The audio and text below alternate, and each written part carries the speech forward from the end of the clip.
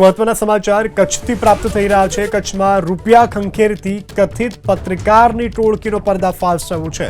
કચ્છથી સમાચાર મળી રહ્યા છે। મુન્દ્રામાં ધમકી આપી રૂપિયા પડાવતી ગેંગનો પર્દાફાશ થયો છે। પોતે પત્રકાર હોવાની ઓળખ આપતા અને લોકોની પાસેથી રૂપિયા ખંખેરતા હતા। કચ્છથી સમાચાર પ્રાપ્ત થઈ રહ્યા છે। કચ્છમાં રૂપિયા ખંખેરતી કથિત પત્રકારની ટોળકીનો પર્દાફાશ થયો છે।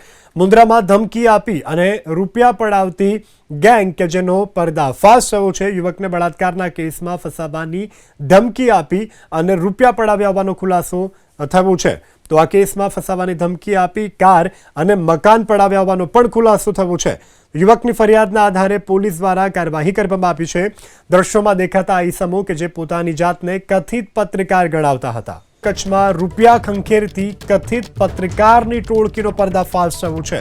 કચ્છથી સમાચાર મળી રહ્યા છે। મુન્દ્રામાં ધમકી આપી રૂપિયા પડાવતી ગેંગનો પર્દાફાશ થયો છે। પોતે પત્રકાર હોવાની ઓળખ આપતા અને લોકોની પાસેથી રૂપિયા ખંખેરતા હતા। કચ્છથી સમાચાર પ્રાપ્ત થઈ રહ્યા છે। કચ્છમાં રૂપિયા ખંખેરતી કથિત પત્રકારની ટોળકીનો પર્દાફાશ થયો છે।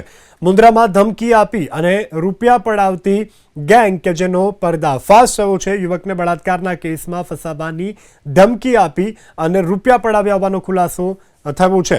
તો આ કેસમાં ફસાવવાની ધમકી આપી કાર અને મકાન પડાવ્યા હોવાનો પણ ખુલાસો થયો છે।